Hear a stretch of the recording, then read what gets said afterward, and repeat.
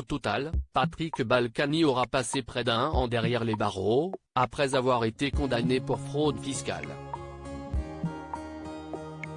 Dans les colonnes de Paris Match, l'ancien maire de Levallois-Perret est revenu sur ses conditions de détention, dont il garde un terrible souvenir.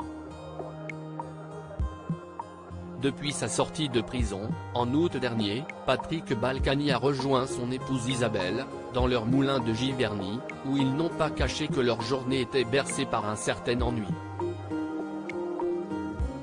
Quand on vous empêche de bosser, quand on vous oblige à quitter votre ville, celle dont vous vous êtes occupé pendant 40 ans, sans doute mieux que de vos propres enfants, qu'est-ce ce qui vous reste?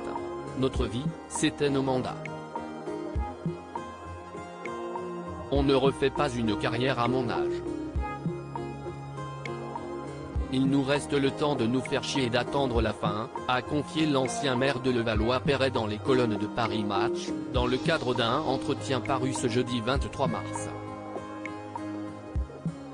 Patrick et Isabelle Balkany, qui ont dévoilé le montant de leur retraite, ont respectivement été condamnés à 4 ans et demi, et à 3 ans et demi de prison pour blanchiment de fraude fiscale.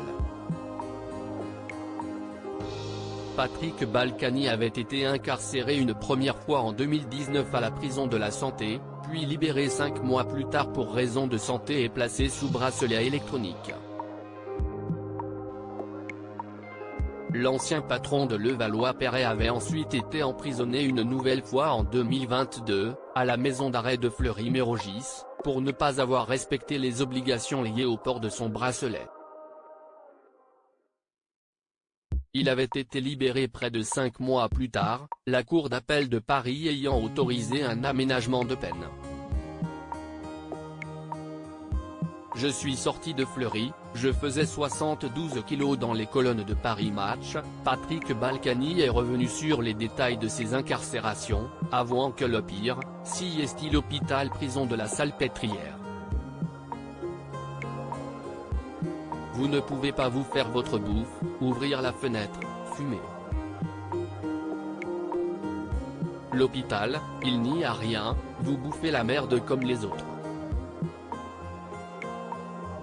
Je suis sorti de Fleury, je faisais 72 kilos. Aujourd'hui, je ne fais 79 et je vais mieux. Là-bas, je ne parlais qu'aux gardiens, aux infirmières et aux médecins, a-t-il expliqué. Puis de poursuivre, lire, c'était très difficile. Il y a les malades qui hurlent. Certains veulent se suicider, foutre le feu à la cellule.